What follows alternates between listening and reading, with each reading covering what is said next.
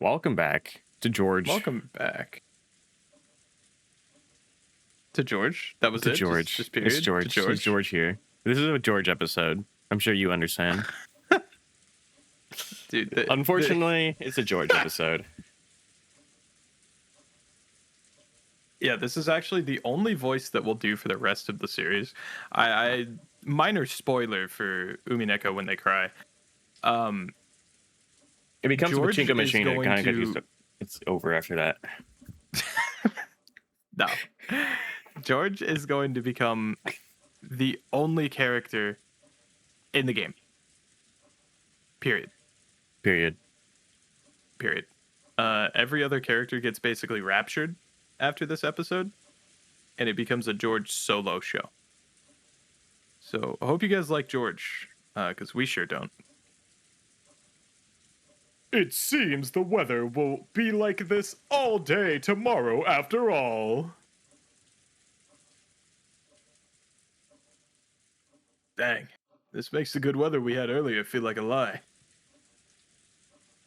George and Nikki and I were killing time in front of the park with television. Don't worry about Battler being on screen. He is just George in disguise. The voices will stay the same, but George does this fucked up thing and clones himself and becomes every character in the game. That's so real. At that point, Jessica returned. Her face was still blank, but it looked like she'd calmed down a little since we'd last seen her. Is Maria still in front of the portrait? Nope. Nope. She just came back and she's sleeping over there on the sofa. It's getting pretty late for her, after all. Looking at the clock, I saw it was a little past 10 p.m. Even if we were planning to stay up all night, it was about time to head back to our room.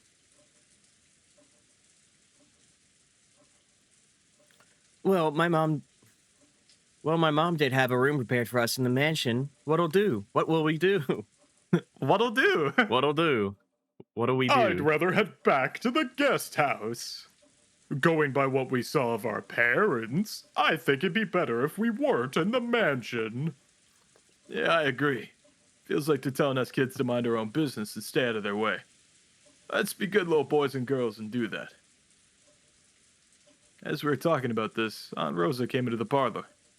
She was looking all over restlessly, probably trying to find Maria. Rosa, if you're looking for Maria, she's over there on the sofa. Oh, thank you.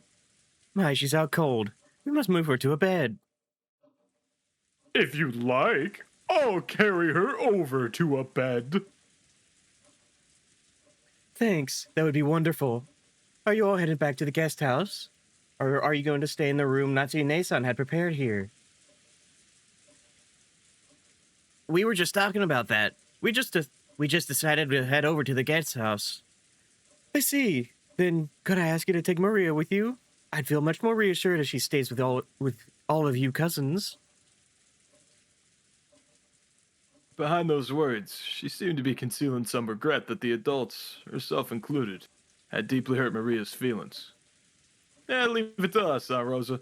After all, we do have an expert at comforting Maria with us. Are you talking about me? I couldn't do it myself. We'll need everyone together. That's right. Battler, weren't you the one who hit it off with Maria when you were messing around earlier? As we said this, Aunt Rosa smiled, looking truly happy. Thank you, everyone. It looks like our meeting will last until very late. So while I'm sorry to burden you like this, I'll be counting on you to take care of Maria. Hey, Maria, you sound asleep?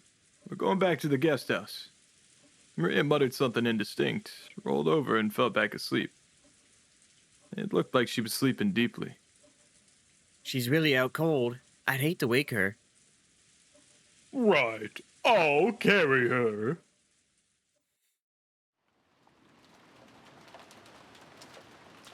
Maria's body was much lighter than it looked. I lifted her up and put her on George and Niki's back. It was raining hard outside, and Aniki couldn't hold an umbrella and carry Maria at the same time. Looked like Aunt Rosa would come with us as far as the guest house to help out. However, when she heard Uncle Krause's voice call out to her, She had no choice but to return. No, that's the problem. I have to go back now. Is everyone returning to the guest house? After we Very left the hall on the way to the voices. entrance, the door of the servant room opened, Shannon-chan stepped out. It has grown very dark, so allow me to guide you. That would be great, Shannon-chan. George-kun is going to carry Maria there. Could you hold an umbrella for him? Yes, certainly. Shannon-chan brought umbrellas for each of us, and a flashlight to guide the way.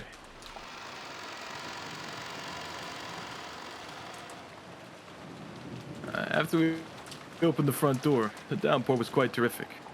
It looked like we wouldn't have any spare time to take a pleasant walk and enjoy the nighttime rose garden. Aniki, is she too heavy? Want me to carry her?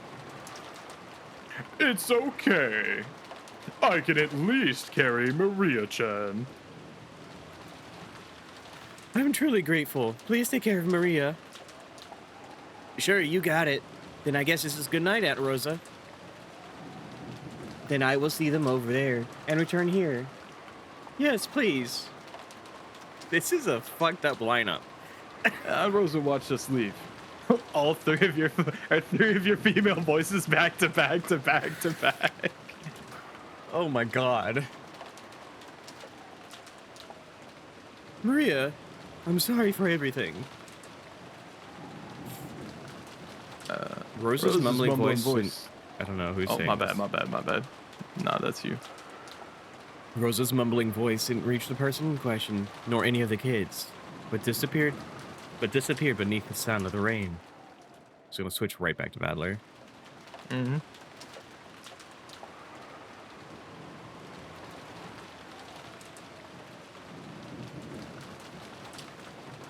After cutting through the rainy rose garden, we arrived at the guest house. If only I applied for the position of Maria carrier. Then I would have gotten a chance to have Shannon-chan's huge boobs rubbing all over my arm. That's not why I did it. It's a misunderstanding. I thought if I didn't walk like this, George-sama would get all wet. Come on, quit babbling and go in. After being urged on by Jessica, we folded up our umbrellas and went to the guest house. Has anyone gotten their clothes wet? I can bring some towels if you want. You don't need to worry about us much. Thanks, Shannon-chan. Ah, that's right. We were planning to play cards or something. Would you care to join us for a bit? Huh? Who had the night shift on today's schedule? I believe we had a special schedule during the family conference. Also, I think a few alterations have been made, so I'll go and check. Wait, if you gotta go all the way back to the mansion and find out, don't force yourself. Oh, that's all right. I can find out from the servant room in the guest house. Please excuse me for a short while. Shannon-chan gave a quick bow and went into the guest house servant room. The rest of us headed for the cousin room, and decided to put Maria to bed for the time being. Oops. Maria was sleeping very deeply, and there was absolutely no sign of her eyes opening. For now, we get some soft drinks out of the room's refrigerator and drink those while playing cards or something.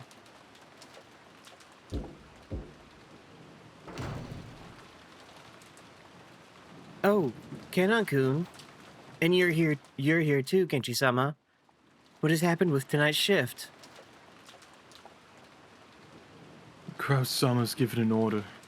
He made some sizable changes to the shift schedule. Indeed. Goto-san now has the night shift at the mansion. Shannon and Kanon have the night shift in the guest house. Kumasawa-san and I have been ordered to sleep in the guest house. Just now, a phone call came, saying that once you arrived, you are also to remain here for the rest of the night. Huh? That certainly is a sizable change. The shifts at the guest house and the mansion have been completely reversed, haven't they?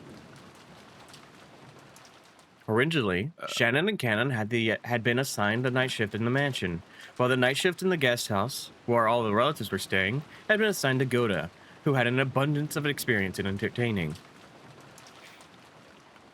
Kumasawa should have been sleeping at the guest house, while Genji should have been sleeping in the mansion. However, it seemed that Kraus had suddenly ordered that the schedule be modified. The shifts at the guest house and the mansion had all been reversed, and Genji was spending the night in the guest house. It's probably because of Beatrice-sama's letter. Why, probably. After such a mysterious letter appeared, it was only natural that Kraus-sama would suspect one of us. We served directly under the master, so Kraus-sama tried as best as he could to keep us far away from the family conference. Genji, Shannon, and Cannon were all permitted to wear the Ushirmiya family crest, the one-winged eagle. My nose is slightly clogged and saying one-winged eagle is awful.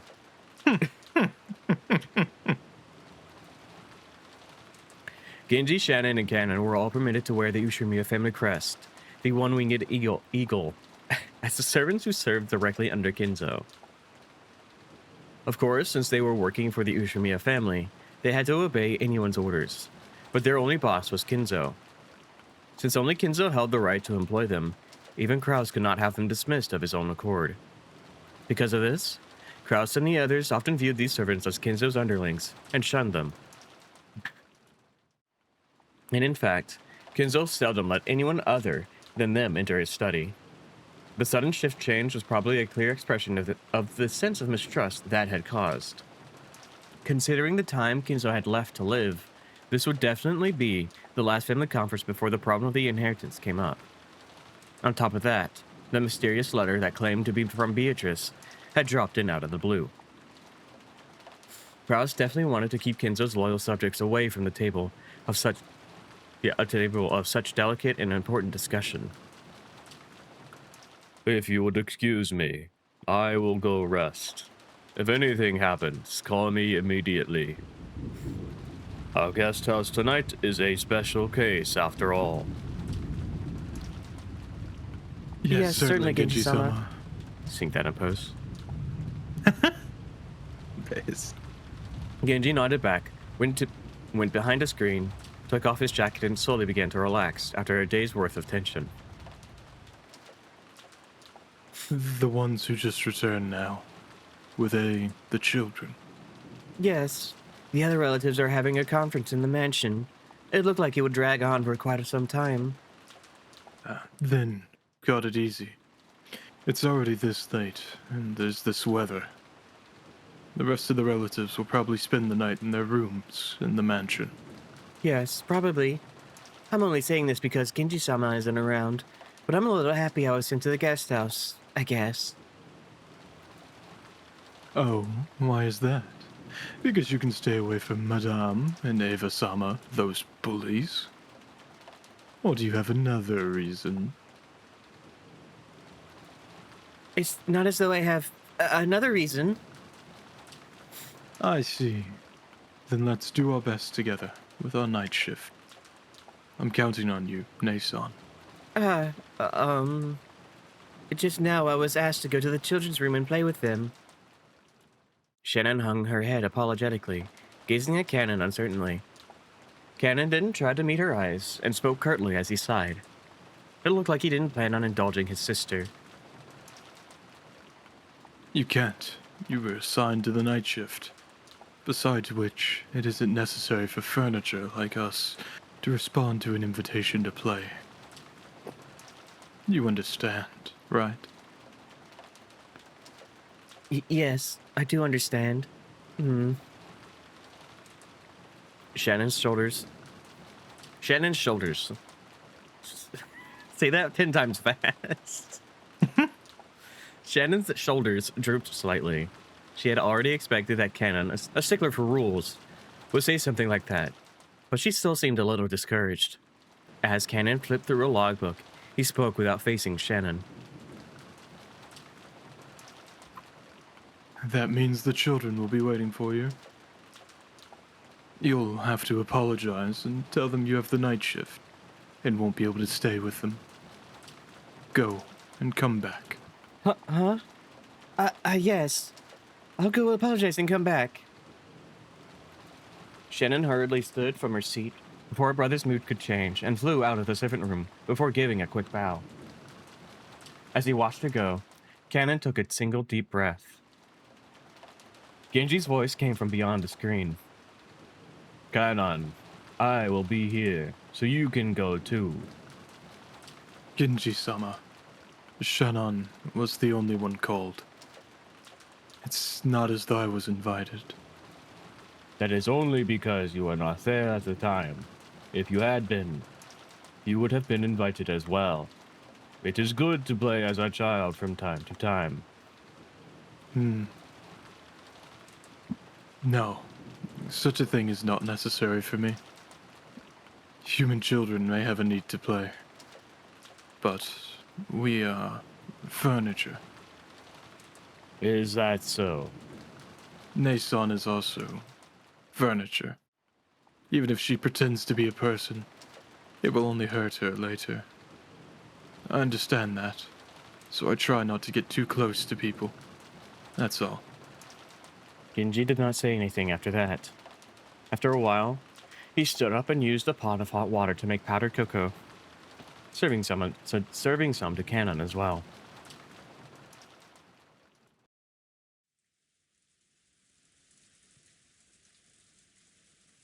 Is that for real? I had no clue. Dumbass, you're too loud. You'll wake Maria up. Battler was so surprised that he yelled obnoxiously and scattered his cards everywhere. His voice caused Maria to turn over once, but she soon fell back into a deep sleep. Jessica gave him a jab, and he lowered his voice. Still, seriously, now that you mention it, they did really have that kind of atmosphere, didn't they? Now I see. So George Aniki is... George couldn't be seen anywhere in the room. A short while ago, when Shannon came into the room, George suddenly said he'd forgotten something in the mansion and needed to go back and get it. Shannon said she would guide him, just like she had on the way to the guest house, and the two of them departed together. Well, there's actually been signs of it for a while now. You know, questions about hobbies and favorite things. I always thought it was a bit much for a passing interest, and look what's happened now. Come to think of it, I get the feeling that George Aniki's always been overly nice to Shannon-chan. Now I get it.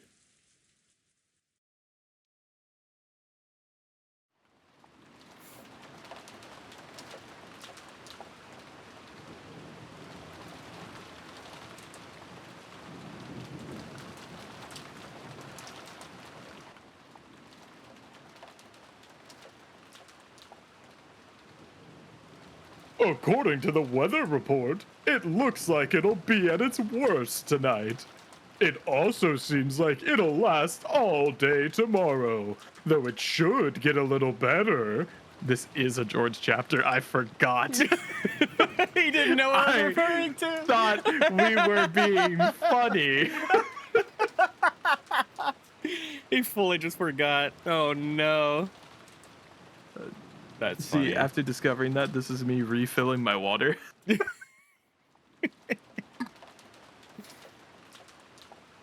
Really? Then maybe the boat won't arrive until the day after tomorrow. I hope that doesn't interfere with your work on Monday. I already knew the typhoon would be coming beforehand. Just in case, I made sure I didn't have any plans for Monday, so it's okay. I may not look it, but I really am the type who can plan ahead in his schedule. George puffed out his chest, acting proud. Compared to the calm appearance George always had as the oldest cousin, he now looked amusingly like a little kid. Shannon chuckled at this abrupt contrast. This is the first time this track plays. I wonder what it is. Oh my god. It's called Shannon X George. I I can probably just go to the Jenny McLesbian playlist. Hold on. Shout out, man. You know what I'm saying? We love Jenny McLesbian. Very good. We do. OST fucking archive. I don't know if you haven't looked at that channel at all, but they put a lot of effort into like recording things on BGMDB or something like that. Uh-huh. Oh, wait, I was right. It's Praise. BGM is called Praise. That's a good track name. I like that track name a lot. This one is by Sumi-san, which is the guy who makes all the good like the Rose and Goat, the first track you hear, like in the Kenzo room. All those tracks is by Sumi-san. A lot of really good stuff in the Kenzo room as well. The music in this game is so fucking good, man. It's so fucking amazing. It's genuinely so fucking good, man. It's no surprise you're so well prepared. As someone who will bring prosperity to his company someday. Well, making a company prosper really is a tough job. Money isn't the only thing that's important. I learned that well when studying under my father. Making a company prosper is like owning a castle and leading your subordinates. My dad really loves reading about great leaders during the warring period of Japan. A hobby that's probably influenced by the fact he shares Toyotomi Hideyoshi's name. Much of his philosophy on managing business comes from talking about them. Did you know? Did you know gaming? Takeda Shinjin, who was feared as a leader of the strongest cavalry corps in the warring periods, started out with his troops in complete disarray and didn't have the kind of strong leadership necessary to utilize them well. Is that true? No. It's a little unexpected.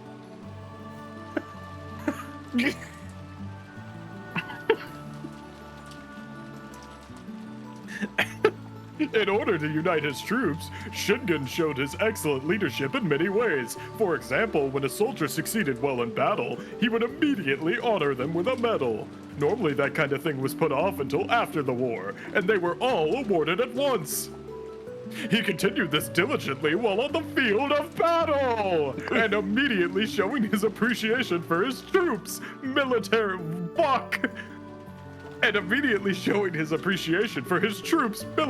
exploits, moted them in an extremely significant fashion. Also, whenever one of his troops was brought down by an illness, he would be the first to rush up to them and care for them, and so on. Takeda Shinjin wasn't just a man who led the strongest cavalry corps in the warring period. He was the person who cared the most for his troops throughout that era.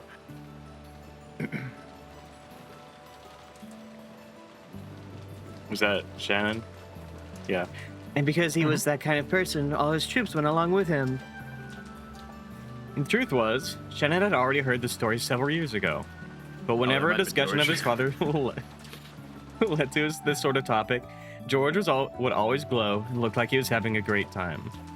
So Shannon just smiled without interrupting, urging him to continue. Of course, in a capitalist world, money determines both your strengths and the height of your fortifications. But you can't build up a castle to succeed in war by yourself. Such things can only be accomplished with the support of many subordinates by borrowing their strength. After understanding this, when I look at my father's back, I realize how immature I am.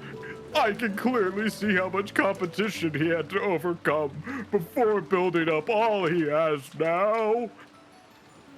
George-sama, you truly look up to your father. I'm jealous. Oh, sorry. That's not how I meant it. I'm sorry. That's not how I meant it either. The two of them awkwardly looked at their feet. Shannon had no parents. She'd been brought up in an orphanage owned by Kinzo, called the Fukuin House. Under the guidance of Kinzo, their honorary director, the orphanage offered members who excelled a chance for the on-the-job serving experience. If their efforts met with Kinzo's approval, they'd be able to leave the orphanage and work as servants for the Uchinomiya family. This was considered to be the highest honor for those who lived in the orphanage. Servants of the Fukuin House all took names with the characters on in them while they served. So Shannon wasn't her real name. The same went for Canon. All of the members of the Fukuin House were orphans. At least, they were all people who had been separated from their parents under special circumstances. Because of this, the orphans had been taught to think of each other as their only family. That's why it seemed so natural for both of them when Canon called Shannon his sister. And while both Shannon and Ken were working in the mansion today, there were several other servants with possessing the On character in their names, such as Manon and Lennon, who often worked on a rotation schedule.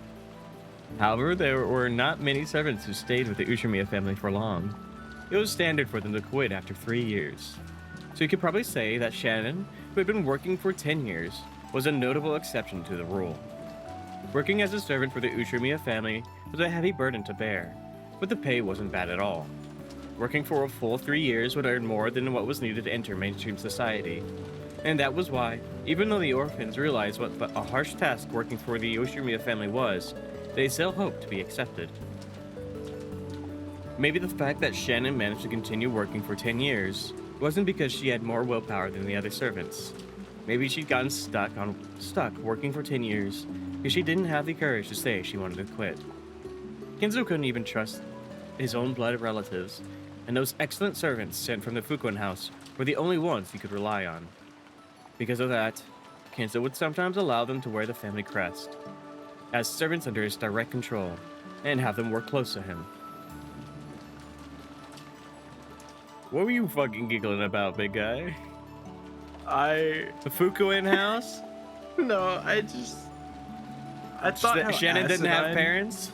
I thought how fucking asinine it was that it's like Shannon doesn't have parents and I just go based. Like this was like some decision she made herself. That I'm like, yeah, dude, that's awesome.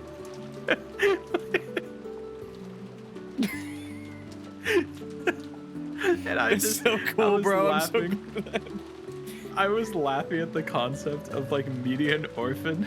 And they're like, yeah, I don't have parents. And you just go, oh, that's base, dude. That's fucked up. That's fucked up. That's why I was laughing. I thought it was funny.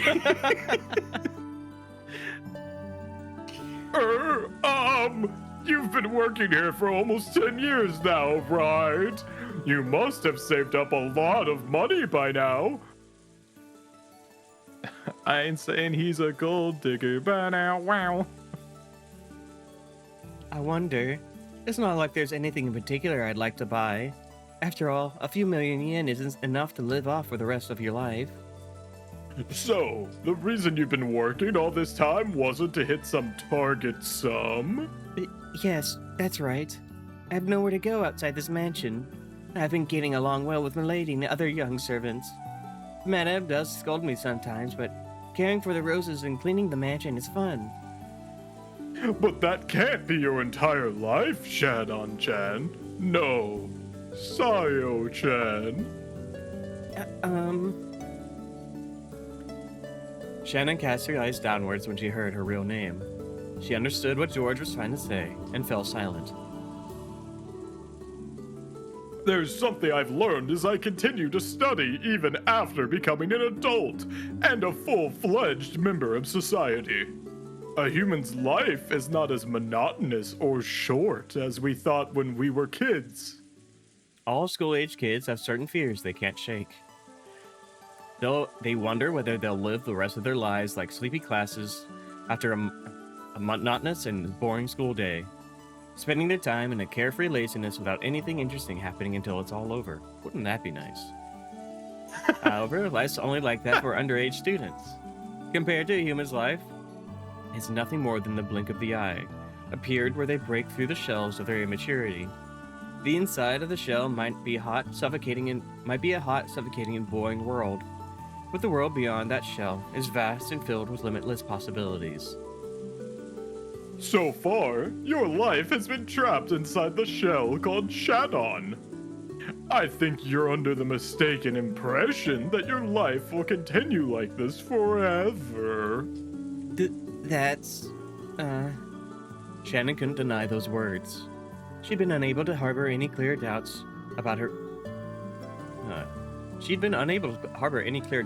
lifestyle, and since she had never had any hope or goals for changing herself, she'd lazily continued living the way she always had. And if asked whether this life was satisfying, she wouldn't have been able to nod. She may have been intentionally averting her eyes from the truth. Without George's admonishments, Without George's admonishments, she would have to. This is driving me insane. Without George's admonishments, she would have continued pretending not to notice as her real life slipped away bit by bit, neglected. George-sama, is it wrong for me to continue living this way? Yeah, it is. Oh, and by the way, did you break one of our rules just now? George immediately gave a strict answer, then broke into a mischievous smile. Shannon already knew what she was being chided for. She hung her head again, apparently embarrassed. Didn't you promise not to use Sama when the two of us are alone? I couldn't obey that as a promise. But if it was an order, I would have to obey it. Because I'm furniture.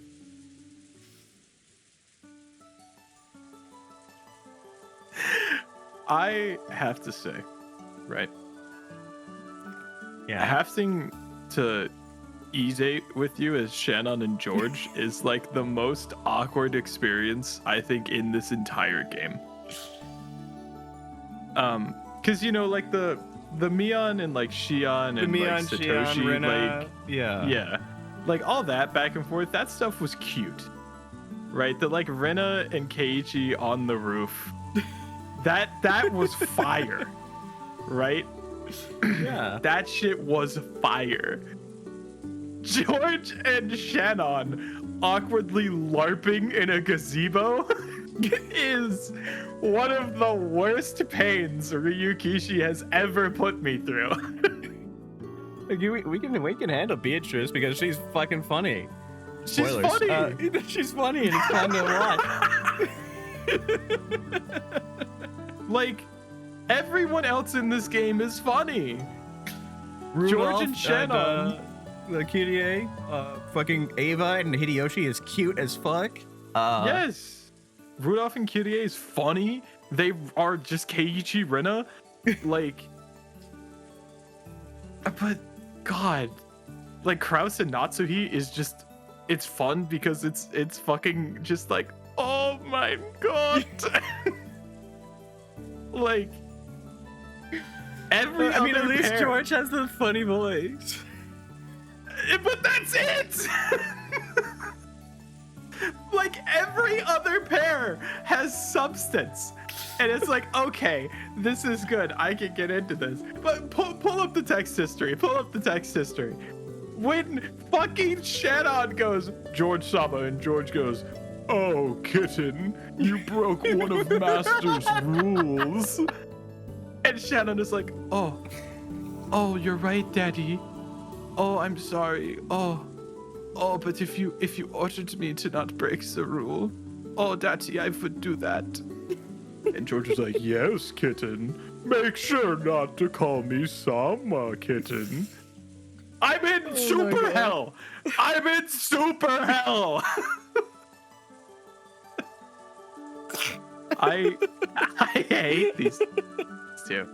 I fucking hate these two, man.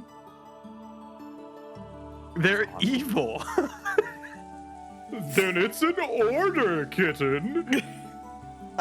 Yes, certainly, George-san. See? Shannon hung her head, her Her face red. She said George's name again, and this time following it with San. Yes, that's fine, Sayo-chan. George smiled at Shannon. No, Sayo, to praise her a small act of bravery. I hate these two so much.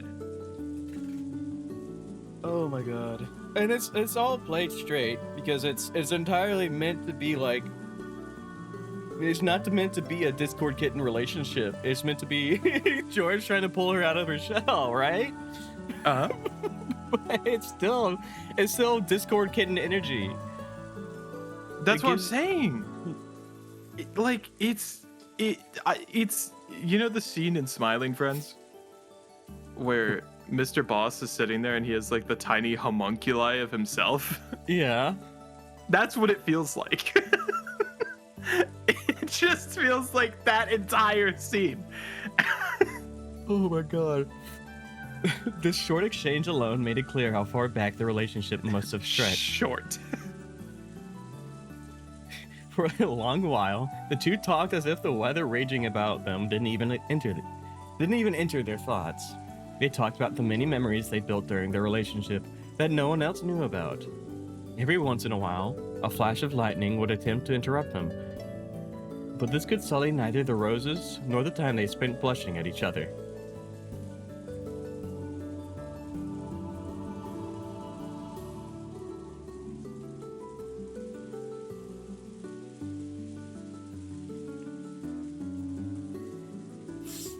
That's right. I have something I wanted to show you. What could it be? George, who had been speaking eloquently, suddenly started to stutter. Watching him, Shannon seemed to guess something. George timidly searched through his pocket. Something got caught in the depths of his pocket, and just like the stuttering George, it took a little while to get it out.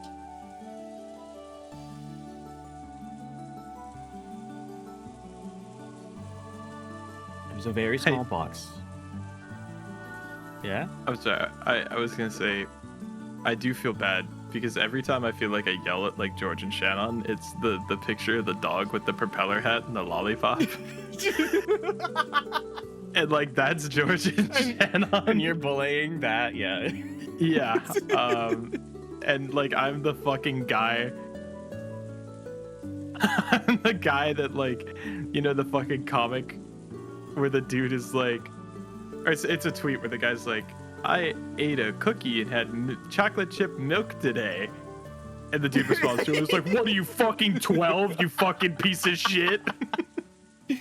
That's how I feel. Discord message. Yeah, that's how I feel whenever I make fun of George and Shannon.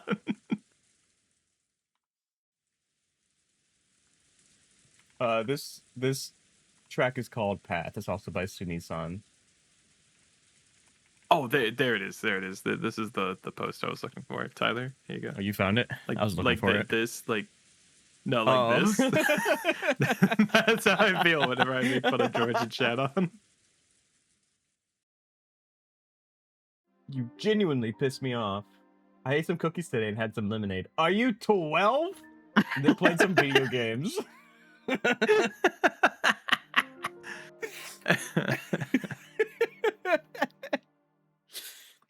It's a very small box. A small box covered in a deep blue velvet. That peculiar shape was enough to tell anyone what was resting inside. Shannon had prepared her heart somewhat, certain beforehand that this was what he'd been planning. But even so, when she actually saw it, she couldn't avoid blushing once more.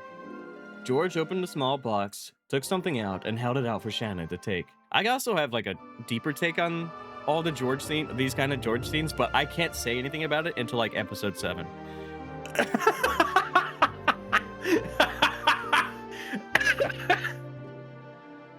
Based? I want you to take this. I couldn't accept something so valuable. You can't take it. No, I'm unworthy of such a thing. Oh my god. Sayo, Sorry, I was thinking about that take. It goes pretty deep. There's a lot. I can't wait for 2 years from now to hear about this take. This isn't a request. It's an order. Take this ring. Okay? If it's an order, I cannot disobey. Yeah, that's right. Well done. Shannon, not wanting to show her bright red face, timidly accepted the ring from George's hand while still staring at the ground. That ring wasn't a simple accessory. It was a noble object, meant since ancient times to be offered to a special woman under special circumstances. Therefore, while George could order her to take it, he could not order anything beyond that. Anything beyond that would depend not on an order, but on Shannon's, no, Sayo's own will. So from here on, I'm not ordering you anymore. Sayo, I want you to give me your answer by tomorrow without using words. Do you understand? How should I? I won't order you any further, so this isn't an order. But a ring is something you put on your finger, after all. If you like it, you can just put it on any finger you choose. Shannon had only pretended not to know. She already understood what he wanted her to do, but she was standing at a huge crossroads of her life. Look how late it's gotten. Let's call it a day. George turned away from Shannon, acting just a bit bluntly. I could probably order you to wear it on your left hand. You might be timid and dependent enough to actually obey that kind of order. But I want it, at least this last step, to be done by your own will, Sayo. Understand? Yes. So that's my order. I want you to think about it well tonight and show me your answer tomorrow. Okay, Shannon nodded back. Today was the culmination of their many days spent together. This moment certainly had come as a surprise to Shannon. Me proposing to my girl in the most fucked up and evil possible way imaginable. We should get back to the guest house soon. If we take any longer, we'll make everyone worry about us. This is like the thing about takes on George and Shannon's relationship is like making a take on the relationship dynamics you see on like a couple like through one reel on like Instagram or TikTok. It's like, oh yeah, yeah. If you just see one bit, maybe it looks a bit crazy, but you're not that couple. You don't know what's going on here, dog. That's the essence. You know what? The reel that they posted on Instagram is fucking cringe. It's cringe. You are cringe. But you don't. Maybe you don't know how. You just don't know, dog. It's just a cringed reel. Don't make it any deeper. All right. And you know what? I go to their profile. I comment on every single post, top to bottom. You are cringe. I'm sorry. I just remembered something I had to do in the mansion. So I have to go back to the mansion. At a time like this? Is that true? George stared into Shannon's face as he laughed mischievously. He definitely saw through Shannon's lie. However, when he saw how she felt, he could sort of understand that she might be so embarrassed that she'd want to be alone. So because George realized the meaning behind Shannon's lie, he accepted it.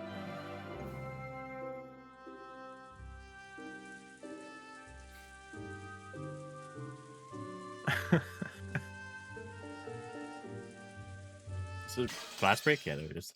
Yo. Next time. Not next time. We got like 15 minutes, and then we can go next time. Actually.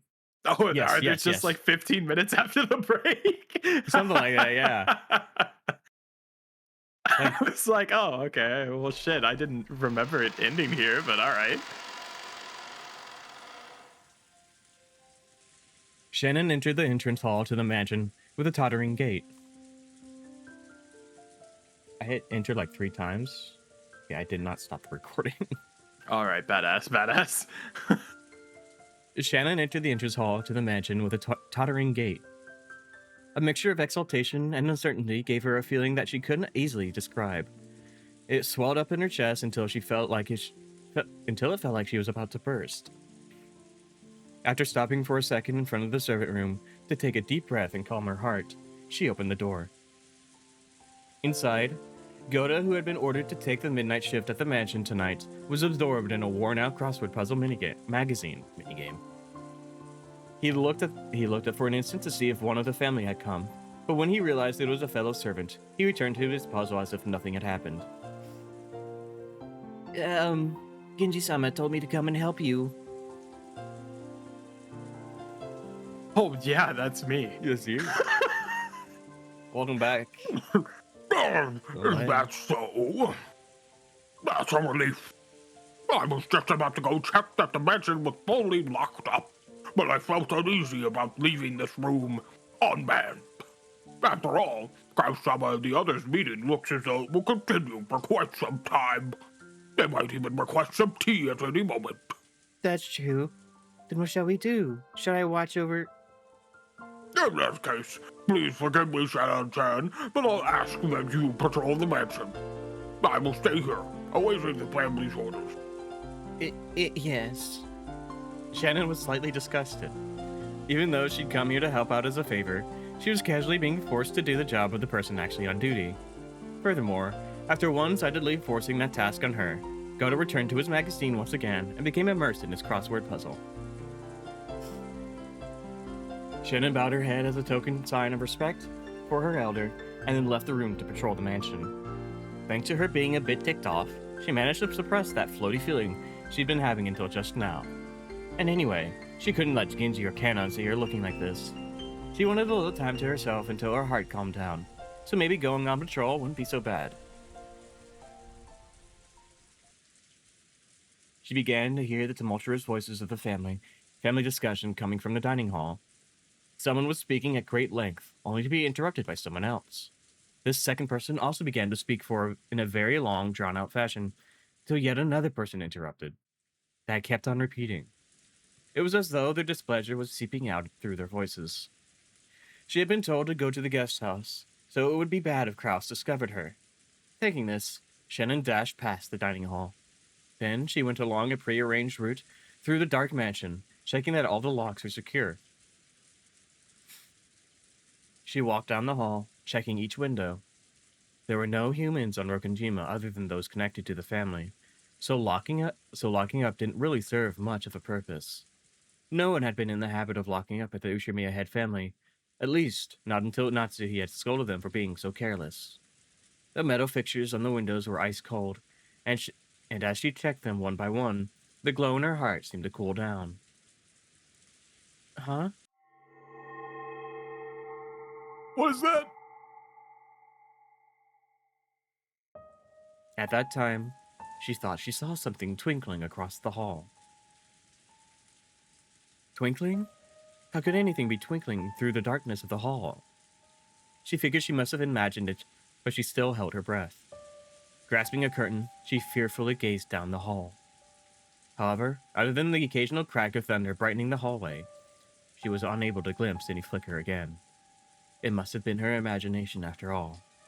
Maybe her heart was so agitated that she'd seen something that didn't even exist.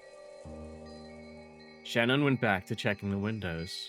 However, a certain unnerving memory was resurrected in the back of her mind. It was that ghost story, which had been passed down amongst the servants who served the Ushimiya family head family. The mansion had two different masters, one of the day and one of the night. Beatrice, the master of the night, would sometimes fly around the mansion in the form of sparkling butterflies. That was the story. Come to think of it, didn't Kanon-kun once say he'd seen it with his own eyes? Though he got sulky when I said he must have imagined it and refused to believe him. Could it possibly be true? The roar of the thunder gave no answer.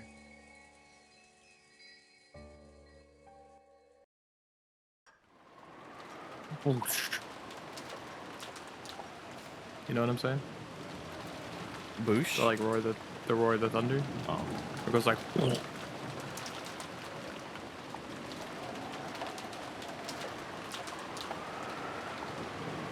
I love how good Ryukishi is at doing this stuff. Getting the fucking atmosphere. Ryukishi is my favorite boy.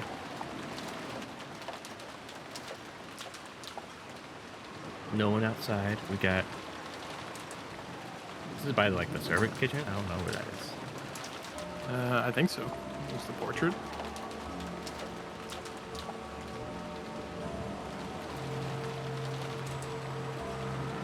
Really hang on the portion here, huh, Ryukishi?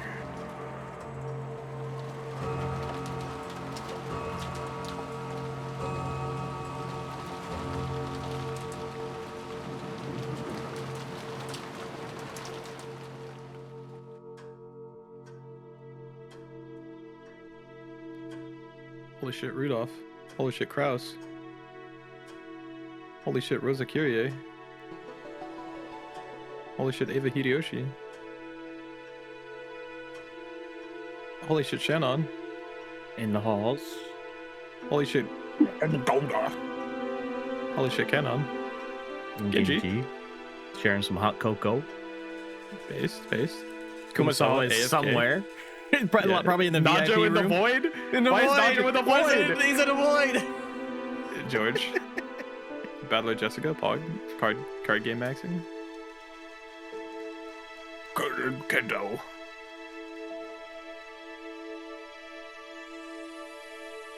Kids are just AFK in his office. Based.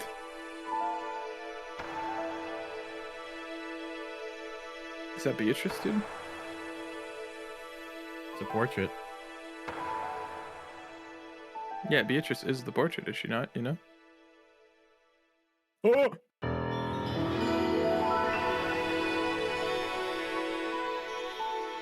Actually chills, dude. Not even trying to be funny. Like Ryukishi's so He's good at so setting fucking up good at this. atmosphere, man.